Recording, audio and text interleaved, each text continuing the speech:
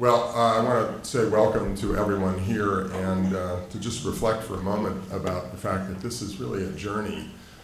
It's a personal journey for me, it's a personal journey I'm sure for everyone in the audience, and it's going to be a journey for the medical center as well.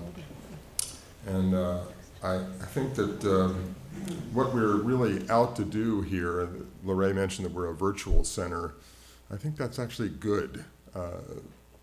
When you have a physical bricks and mortar center, you can be over there in your own silo.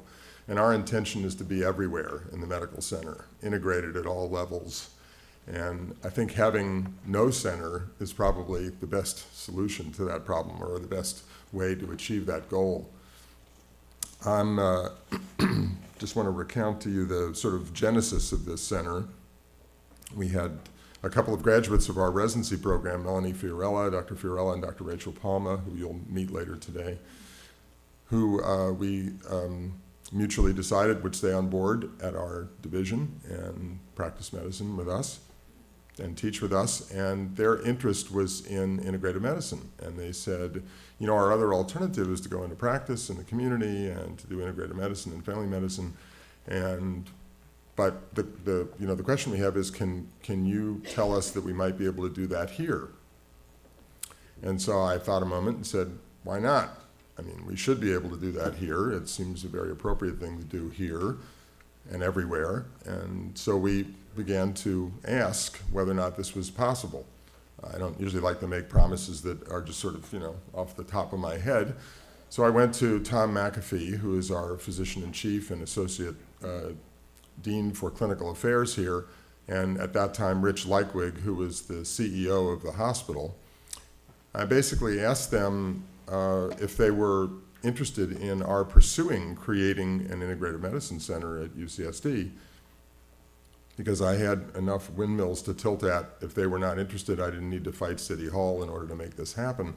And I was sort of pleasantly surprised to receive an really enthusiastic, I thought they were going to give me money on the spot, enthusiastic response from them saying that we absolutely, definitely need to do this, and we should do this. And the only watchword was that we needed to do it with quality and attention to,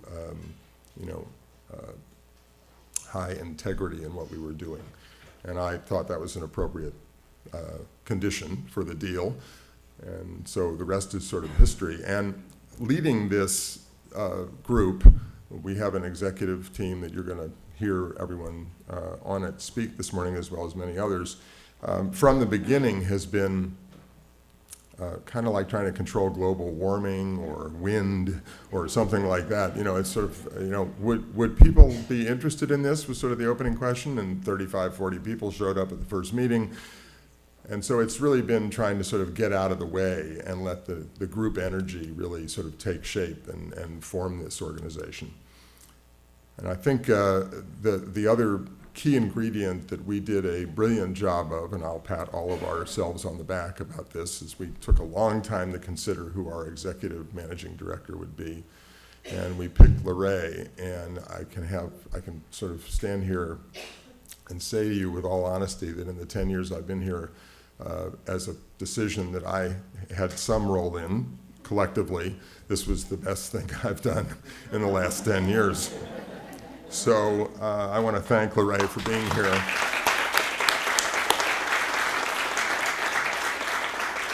She's sort of like a sunbeam, I think, is sort of my analogy for her. She's sort of like just a ray of light. So my duty here, other than that little beginning, is to tell you a little bit about what we've planned for the center. And the thing that also reinforces my commitment to this and belief that we're on the right thing is that this plan has really kind of been pretty stable for the last 3.5 years, from the time that we sort of conceptualized it in the first few months. So it stood the test of lots of input, and I think we're on to something. Just a couple of definitions, which I'm sure most of the people in the audience already know about this. One of the things that's politically important at UCSD is to make sure that the other faculty and clinicians on our team are positively disposed to what we're doing.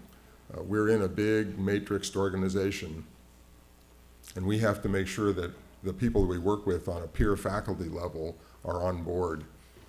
And that's why I think we're emphasizing integrative medicine as our sort of watchword, because we feel that all of these modalities are important and all of these modalities add to the quality of healthcare and to the ultimate product that we're trying to reach, which is maintaining wellness and achieving health.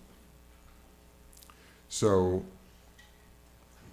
our goals are really to humanize the way medicine is practiced. And I don't think that medicine has been necessarily, in all walks of life, dehumanized, but we've certainly gone way down the road of science and siloism and over-minute focus. And sometimes I think we've lost the forest for all the individual trees we've planted in medicine. And I think that our goal with the center is really to bring things back to the person, back to the family, back to the community, back to the whole systems that support everyone.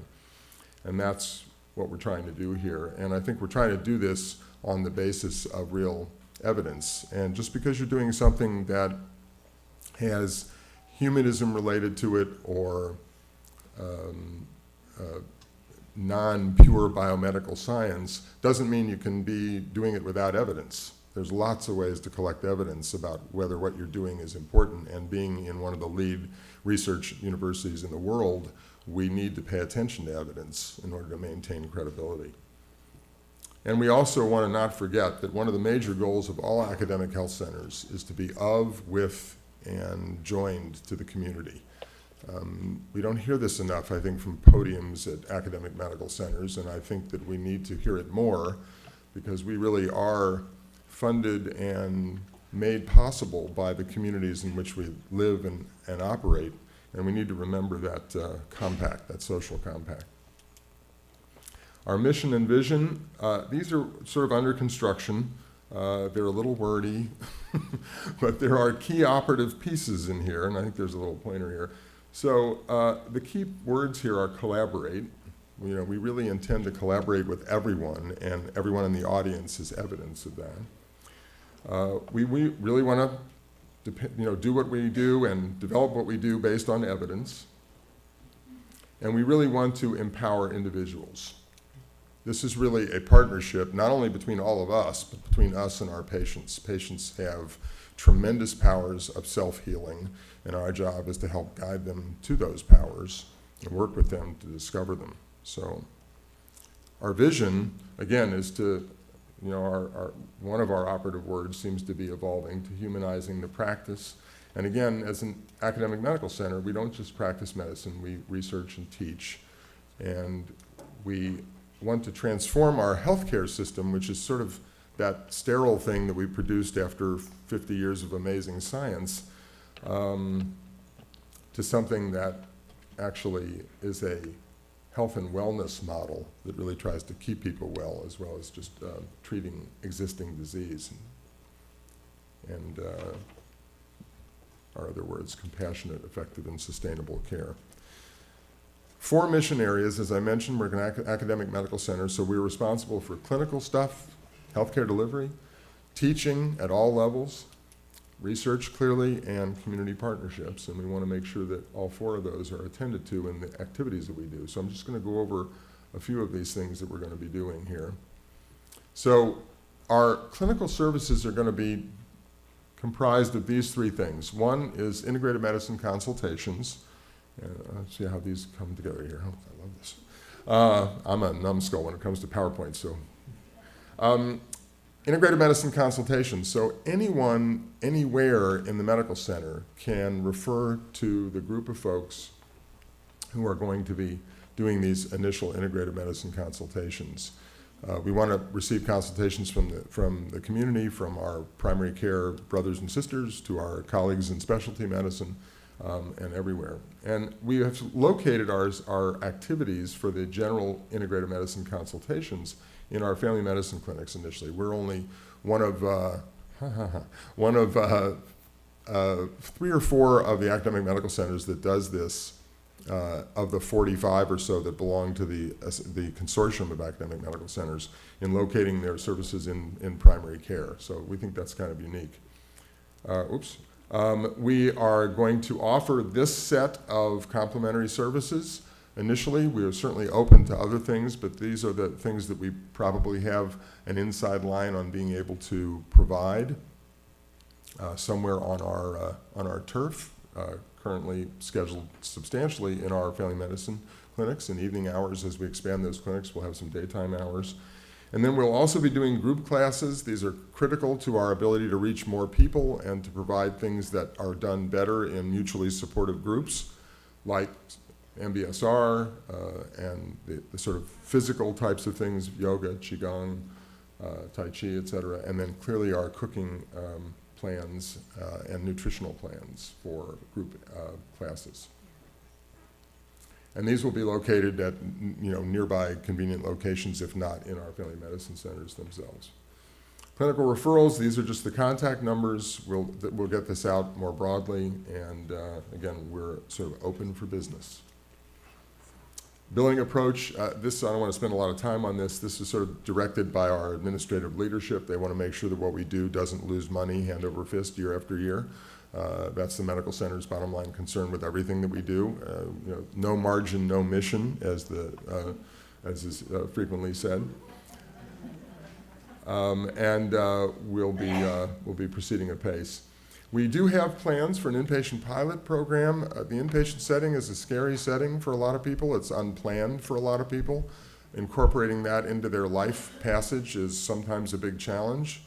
And so we have a plan to try and do a pilot on our inpatient family medicine service with these types of characteristics and goals, and this will evolve over time. We have a team. The more we scratch, the more people are interested in helping us do this.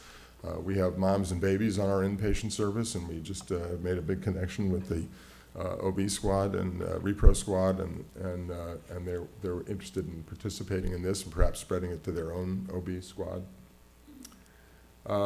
Again, our mindfulness-based stress reduction classes, this is one of our existing going pieces of business, thanks to Steve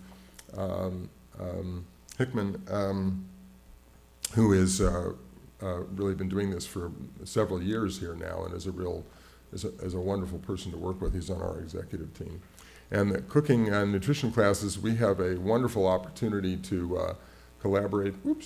Collaborate with the Casa de Luz, and you're going to hear about this a little bit more later. And Wayo is here, and this is going to be just a wonderful opportunity, as well as working with our very well-established Cancer Center Healing Foods Kitchen under Vicki Newman, and who's been here for a long time doing a lot of work with cancer patients. Our education plans, this may describe me personally, not so much the rest of the group on the team, but I like this because it sort of strikes home. I'm in a learning mode for all this stuff. I'm philosophically and heart-wise there. Mentally, I need to be sort of a bit more prepared. But we'll be doing this at all levels of the medical center. The undergraduate medical school level, we have an opportunity with a new curriculum under development to sort of make real sort of key connector spots in that. We will be doing some graduate education. You'll hear a little bit more about this because we're going to have a panel about this afternoon. And again, this is a key point. Educating our peer faculty is going to be really critical, and we have a couple of methods for doing this, which we'll hear a little bit more about later as well.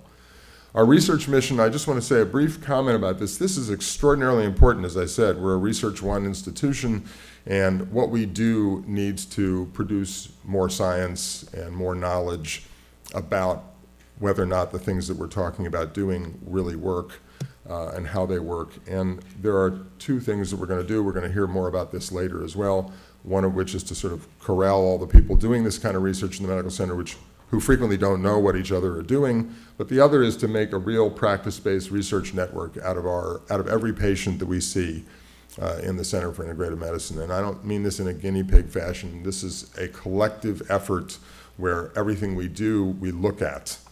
And if we can do this from the beginning prospectively, we will have the best chance to learn from what we're doing and to really understand what the underlying basis of its effectiveness is, so we can go forward and do the right thing. Community partnerships, as I said, are critical, and you can see every one of these logos on here represents an unbelievably successful enterprise unto itself, and being able to link with these enterprises in our neophytic form that we're in now is really a point of pride and feeling that they are really endorsing us and our efforts. And so we are looking forward to working with all of them and all of you very closely. This just shows you the number of academic medical centers in the country that are involved in integrative medicine. The best medical centers in the country are on here, and you can see we're the 4th UC to be joining this set of ranks. We have lots of next steps. You can read these in your syllabus. I won't dwell on these because we're going to talk about this later today, many of these things, and you'll hear more about them. And this is going to be my specialty area in integrative medicine. I've often believed that it's a goal of mine to leave all of my patients chuckling as I leave the room, and so I'm already an expert at this by practice, but I want to understand the science a little bit better, so this is where I'm going.